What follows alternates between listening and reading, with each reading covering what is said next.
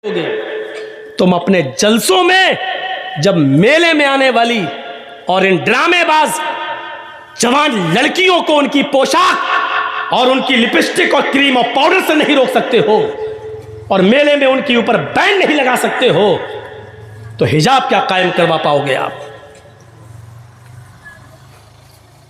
हिजाब तो उतरवाया जा रहा है। उसके जवाब में होना तो यह चाहिए था कि अच्छा, हमारी मुस्लिम बेटियों से हिजाब उतरवाएगा। इस जिद में पूरे हिंदुस्तान की सारी औरतों को हिजाब पहनना शुरू कर देना चाहिए था कि हिजाब सिर्फ उस लड़की का मसला नहीं, हमारे इस्लाम से जुड़ा हुआ एक अहम मसला है। होना तो यह चाहिए था। सिर्फ जलूस निकाल लेने से हक अदा नहीं हो जाएगा, टीवी पर डिबेट हो जाने से हक अदा नहीं हो जाएगा। बहुत ही मौजरत के साथ कहना पड़ता है, देखिएगा अभी कुछ देर पहले क्या हाल था इसी रोड का। लड़कों से ज्यादा लड़कियां दिखाई दे रही थी और 5-6 साल की बच्चियां नहीं, 15, 16, 18, 20 साल की लड़कियां। और वो कपड़े, अल्लाह की कसम, फिर सुन लो, अल्लाह की कसम, जो कपड़े पहने हुए थी, किसी भी कीमत पर उन कपड़ों को तहजीब के कपड़े नहीं कहा जा सकता है। किसी भी कीमत पर उन कपड़ों को शर्म हया के कपड़े नहीं कहा जा सकता है। बेशर्मी और बेहयाई के कपड़े पहने हुए थे। अब बताना पड़ेगा कि बेशर्मी और बेहयाई का कपड़ा कौन सा होता है। बंद करिए मेलों को, और अगर आप मेला बंद नहीं कर सकते हैं और मेला भी करें और जलसा भी, तो यह सोच के उठिएगा कि आपको इस जलसे का कोई सवाब नहीं मिलेगा, क्योंकि हदीस के अल्फाज हैं, जो बुराई तुम अपनी हाथ से रोक सकते हो तो पहले उसको रोको। मेला तुम रोकने की ताकत रखते हो, जब जलसा करवाने की ताकत रखते हो तो मेला रोकने की भी ताकत रखते हो। यह हाथ से करने की ताकत है, और जब हाथ से रोकने की ताकत ना हो तो जबान से मना करो, भाई ऐसा मत करो। और जब जबान से भी ताकत ना हो तो दिल से बुरा जानो, खुद ना जाओ, हटो, चलो, हाथ से रोको। हजरत उमर फारूक के ज़माने में एक आदमी टखने से नीचे लुंगी पहनता हुआ, पैजामा पहनते हुए जा रहा था, लुंगी से नीचे, ये वो टखने से नीचे जा रहा है। हजरत उमर फारूक की नज़र उसके ऊपर पड़ गई, वो आगे आगे जा रहा, पूछते अहाय जनता। उसने पीछे मुड़ के देखा, हजरत उमर किससे कह रहे हैं? अहाइस अंता का मतलब जानते हैं? हजरत उमर ने कहा उसे, तुझे पीरियड आ रहा है क्या? औरतों को जो महीने में कुछ दिन, मखसूस दिन जो उनको गुजरना पड़ता है एमसी से, उनको कुछ दिन, 4-5 दिन जो उनको ब्लड आता है, उस महीने को उसको कहते हैं पीरियड, महीना। तो हजरत उमर ने उससे कहा, अहाइस अंता, क्या तुझे पीरियड आ रहा है, महीना आ रहा है? वो पीछे मुड़ के देखता है, किसको कह रहे हैं अल्लाह के हजरत उमर? तो कहा कि जी किसको कह रहे हैं? कहा तुमसे कह रहा हूं। मुझसे? हंसते हुए वो कहता मुझसे? कि हाँ। हंसते हुए कहता, अमीरुल मोमिनीन आपका दिमाग तो सही है, हल यहीजुर रजुल, क्या मर्द को भी महीना आता है? देखिए सवाल क्या किया उसने, हल यहीजुर रजुल, क्या मर्द को भी पीरियड आता है? तो हजरत उमर ने कहा, क्या मर्द भी टखने से नीचे पैजामा पहनता है? यानी टखने से नीचे कपड़ा पहनने का हुक्म तो अल्लाह के रसूल ने औरतों को दिया है। नीचे इतना नीचा कपड़ा हो, इतनी नीची शलवार हो, इतनी नीची साड़ी हो कि जमीन की मिट्टी को छूते हुए जाए, जमीन की मिट्टी से चिपक कर जाए, जमीन पर लटकती हुई जाए, उसकी चप्पल भी नजर नहीं आनी चाहिए। यह है औरत का पर्दा। टखने से नीचा कपड़ा तो अल्लाह के रसूल ने औरत को पहनने का हुक्म दिया है, और तुम टखने से ऊपर पहने हुए हो, तुम टखने से नीचे पहने हुए हो, यानी औरतों वाला कपड़ा पहने हो, औरतों वाला काम कर रहे हो। जब कपड़ा पहनने में, पैजामा पहनने में जब औरतों वाला काम इस्तेमाल कर सकते हो, तो हो सकता है कि तुम्हें महीना भी आ रहा हो। ये बेसिकीन छुरी लाओ, और छुरी से उसका पैजामा काट दिया। उसने कहा अमीरुल मोमिनीन मैं घर पे छोटा कर लूँगा। कहा नहीं, उसका पैजामा वहीं से काट दिया और कहा कि सुनो, अल्लाह के नबी ने फरमाया जब कोई बुराई अपनी आंख से देखो तो अपने हाथ से दूर करो। मेरे अंदर हाथ से दूर करने की ताकत थी। कौन है इसका जिम्मेदार? कौन करेगा? अभी इस समाज में कोई लड़का किसी लड़की को लेके भाग जाए, 2-4 दिन के बाद पकड़ा जाए, पंचायत बैठ जाएगी, इतना जुर्माना, इतना ये वो, शादी करो, ये करो, नहीं करे तो इतना जुर्माना, तेरी हिम्मत कैसे पड़ी। सब गांव के सरदार बैठ जाएंगे। एक लड़का लड़की को लेके भागता, पंचायत बैठ जाती है। आपके समाज में अगर कोई आदमी फजर की नमाज नहीं पढ़ता है, कहां चले जाते हैं गांव के सरदार लोग, और उस वक्त पंचायत बिठा के क्यों उसके लिए सजा मुतय्यन नहीं करते हैं? बताइए। आपके समाज में कोई आदमी शराब पी के घर पे आ जाता है, समाज का सरदार क्या करता है? मीटिंग नहीं बुलाता है, उस पर एक्शन नहीं लेता है। अगर लड़का लड़की को लेके भाग जाए, उसकी मीटिंगें हो सकती हैं, उसके ऊपर जुर्माना मुतय्यन हो सकता है, तो मुझे बताओ कि फिर आपके समाज में कोई फजर की नमाज ना पढ़े, जोहर की नमाज ना पढ़े, उसके लिए कोई सजा मुतय्यन क्यों नहीं की जाती है? मतलब यह है कि जो आप जिन कामों पर सजा मुतय्यन करेंगे और जो आपको अच्छा लगेगा वो आप करेंगे। शरीयत के मुताबिक आपको नहीं चलना है। आप जिसकी चाहेंगे उसकी पंचायत बिठाएंगे, और जो गुनाह हैं और जिन गुनाहों की नहीं चाहेंगे उन गुनाहों की ये आपकी मर्जी पर नहीं चलेगी। मेरे भाइयों, इस्लाम के अंदर नहीं चलेगी।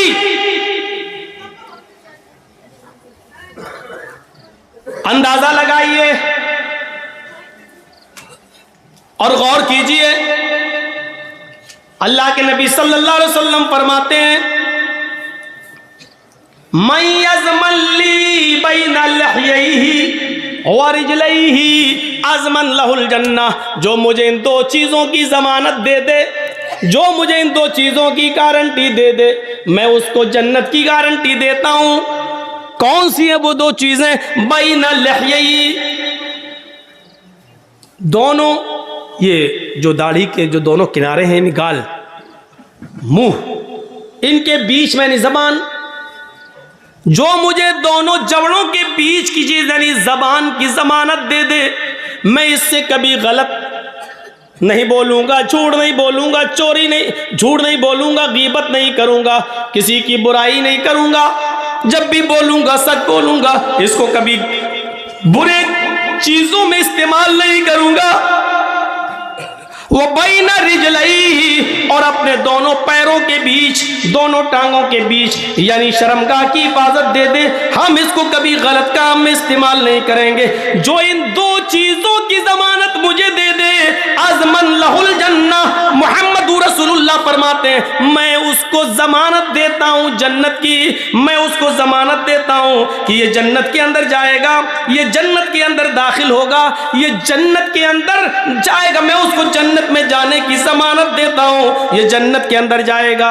ये जबान से जो गीबत चुगली होती है, ये बहुत बुरी चीज होती है। अल्लाह के नबी मस्जिद में नमाज पढ़ा रहे हैं, सलाम फेरा, अस्सलामु अलैकुम व रहमतुल्लाह, अस्सलामु अलैकुम व रहमतुल्लाह। नमाज पढ़ाने के बाद जब आपने चेहरा मुक्तदियों की तरफ किया तो क्या देखा कि एक सहाबी उठ के जा रहे हैं, नाम है उनका अबू सईद खुदरी, सलाम, उन्होंने भी नमाज पढ़ ली, वो जा रहे हैं। जब वो दरवाजे पर पहुंच गए मस्जिद के, तो अल्लाह के नबी ने फरमाया, जिसने जन्नती आदमी ना देखा हो वो देख ले, ये जन्नती आदमी जा रहा है। दुनिया में जन्नती, जिसको जन्नती देखना हो देख ले, ये जन्नती जा रहे हैं। साहबा ने पीछे मुड़ के देखा, वो अबू सईद खुदरी हैं। दूसरे दिन आपने फिर नमाज पढ़ाई, जब सलाम फेरा, अबू सईद खुदरी फिर उठ के जाने लगे, तो अल्लाह के नबी ने कहा, जिसने जन्नती न देखा हो वो देख ले, ये जन्नती जा रहा है। साहबा ने फिर पीछे मुड़ के देखा तो वही अबू सईद खुदरी हैं। तीसरे दिन आपने फिर फरमाया, जिसने जन्नती न देखा हो वो देख ले, ये जन्नती सहाबी है, ये जन्नती आदमी जा रहा है। अल्लाह के नबी सल्लल्लाहु अलैहि वसल्लम ने जब जिसको जन्नती कहा तो साहबा ने फिर पीछे मुड़ के देखा, कौन है कि ये वही अबू सईद खुदरी। तो हज़रत अब्दुल्ला इब्न उमर को तजस्सुस हुआ कि ये क्या करते हैं जिनको बार बार जन्नती कह रहे हैं अल्लाह के नबी। जितना अमल हम करते हैं उतना अमल ये भी करते हैं, लेकिन इनको तीनों दिन जन्नती क्यों कहा? तो हो सकता है कि मस्जिद में बाहर कोई काम ना करते हो सकता है घर में कोई काम कर रहे हो। तो ये उनके घर पहुंच गए। अबू सईद खुदरी ने कहा, आइए, कैसे आना हुआ? कहा, मेरे अब्बू से लड़ाई हो गई है मेरी, कुछ 2-3 दिन में तुम्हारे यहाँ रहना चाहता हूँ, उनका गुस्सा ठंडा हो जाएगा, मैं चला जाऊँगा। कहा, अच्छा ठीक है, आओ, कोई बात नहीं, माँ बाप से नहीं लड़ना चाहिए, वैसे तुम आ जाओ, मेरे मेहमान हो। उनको क्या मालूम ये किस लिए आए। उन्होंने कमरा दे दिया उनको। अब वो अब्दुल्ला इब्न उमर उनके वो देख रहे हैं कि घर में ये कौन सा अमल करते हैं। लेकिन 3 दिन रुकने के बाद, 3 रात रुकने के बाद अब्दुल्ला इब्न उमर कहते हैं कि मेरे सामने तो कोई ऐसा अमल आया नहीं कि जो हमसे ज़्यादा हो। घर में भी ये उतना ही करते जितना हम अपने घर में करते हैं, यानी जितनी नमाज ये अपने घर में पढ़ते उतना हम भी अपने घर में पढ़ते हैं। तो तीसरे दिन जब ये वहां से जाने लगे तो कहने लगे, अबू सईद खुदरी, मेरे बाप हमसे नाराज नहीं है, मेरी माँ भी मुझसे नाराज नहीं है, बल्कि मैं तो एक चीज का पता लगाने के लिए आया था। कहा क्या पता लगाने के लिए आए थे? कहा ये देखना चाह रहा था कि 3 दिन आपने नमाज पढ़ी और तीनों दिन जब आप मस्जिद के दरवाजे पे आए तो अल्लाह के नबी ने फरमाया जिसने जन्नती ना देखा हो वो देख ले। तो तीनों दिन आप ही रहे। मैंने सोचा कि पता नहीं, हो सकता घर में कोई अमल करते हो, लेकिन मैंने देखा कि आपके अमल हमारे अमल से ज़्यादा नहीं है। जितना हम घर में करते हैं उतना आप करते हैं, जितना हम बाहर करते हैं उतना आप भी करते हैं, लेकिन जन्नत में आप जा रहे हैं और किसी को अल्लाह के रसूल नहीं कह रहे हैं, सिर्फ आपसे कह रहे हैं। क्या मामला है? अबू सईद खुदरी कहते हैं ये तो मैं नहीं जानता, लेकिन शायद एक वजह हो। कहा क्या? मैं मस्जिद में भी फजूल में नहीं बैठता, बेकार नहीं बैठता। देख रहे हैं, मैं मस्जिद के अंदर भी फालतू नहीं बैठता। जैसे ही नमाज खत्म होती है, अस्सलामु अलैकुम वरहमतुल्लाह, अस्सलामु अलैकुम वरहमतुल्लाह, मैं फौरन नमाज पढ़ के, फर्ज नमाज पढ़ के घर आ जाता हूँ। सुन्नतें और नवाफिल मैं घर में पढ़ता हूँ। मेरी ये खूबी ये होगी कि अब तक जब से मैंने नमाजें पढ़ना शुरू की और इस्लाम लाया हूँ, मैंने अब तक न तो अपनी ज़बान से किसी की बुराई की है और ना ही मेरे कानों ने आज तक किसी की बुराई सुनी है। हज़रत उमर कहते हैं, अब्दुल्ला इब्न उमर कहते हैं शायद यही वजह हो। वो अल्लाह के नबी के पास आए, कहा अल्लाह के नबी, अबू सईद खुदरी ने मुझे ये बताया है, क्या ये सच है? फरमाया मैं नहीं चाहता था कि अबू सईद खुदरी की नेकी तुम्हें बताऊं, वो राज में थी, राज में रहने देता, लेकिन तुम उनके घर जाकर मालूम कर आए हो। हाँ आए लोगों, उन्होंने आज तक किसी की गीबत नहीं की, उन्होंने आज तक अपनी ज़बान से किसी की बुराई नहीं की और आज तक उनके कानों ने किसी की बुराई नहीं सुनी है। यही नेकी है कि अल्लाह ने उनको जन्नती बना दिया और मैंने उनको जन्नती कह दिया। ये जन्नती आदमी है। इस हदीस की रोशनी में हम लोग अपना गरीबान के बटन खोल के झांकें कि कितने जन्नती हैं। अभी यहाँ से जाते जाते और घर तक पहुँचते पहुँचते भी किसी न किसी की बुराई कर ही देंगे। और इस मामले में हमारे दाएं बाएं जो बैठी हुई हैं हज्जने चौधराना, ये मोहल्ले की औरतें ना, ये तो अम्मा है बातों की, इनको तो अवार्ड मिलना चाहिए। एक पेड़ के नीचे 2 औरतें जोर जोर से बातें कर रही थी। अचानक एक आम ऊपर से टूटा और नीचे गिरा।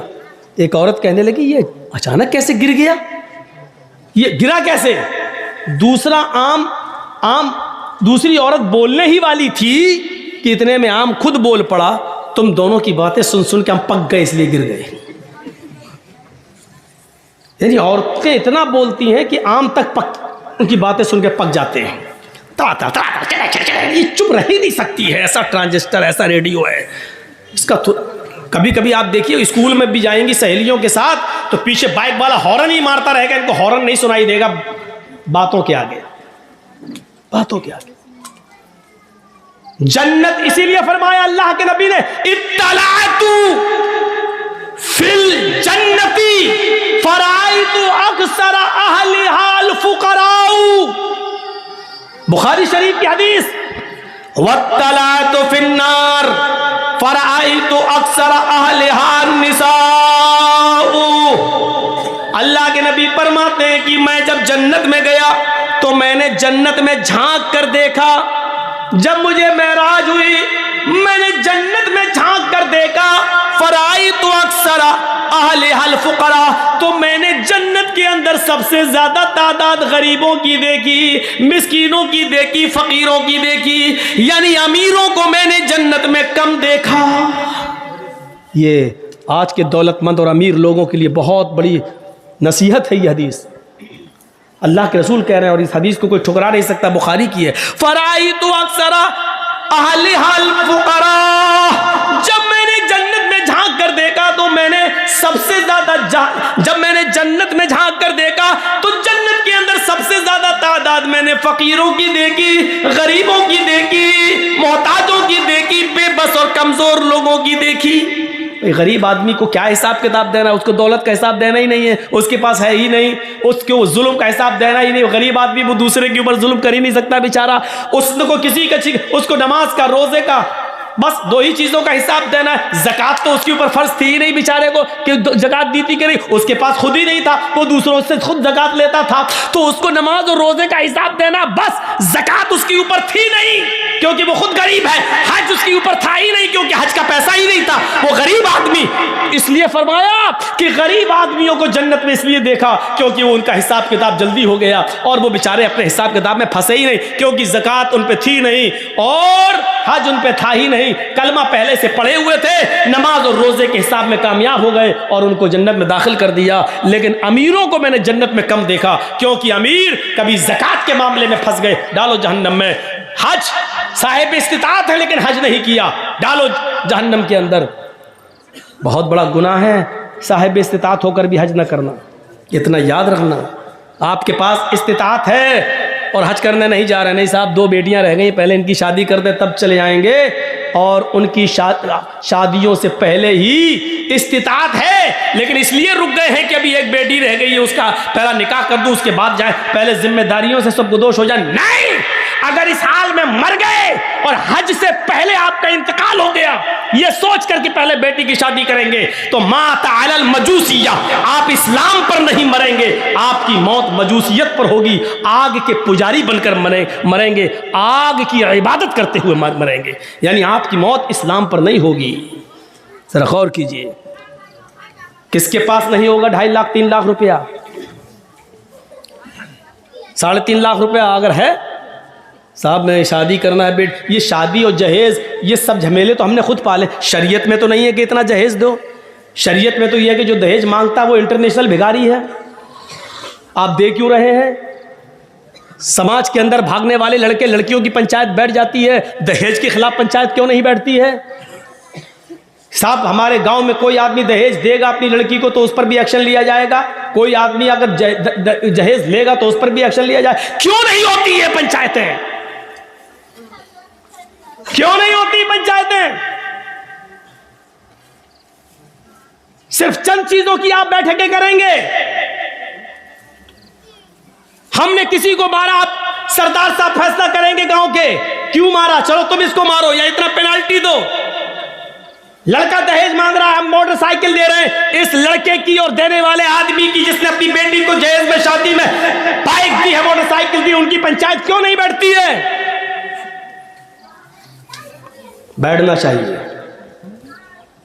इत्तलातु फिल जन्नती फराइतु अक्सर अहलिहाल फुकरा, मैंने जन्नत में जब झांक कर देखा तो मुझे अक्सर फकीर, गरीब, बेबस, मजबूर लोग नजर आए।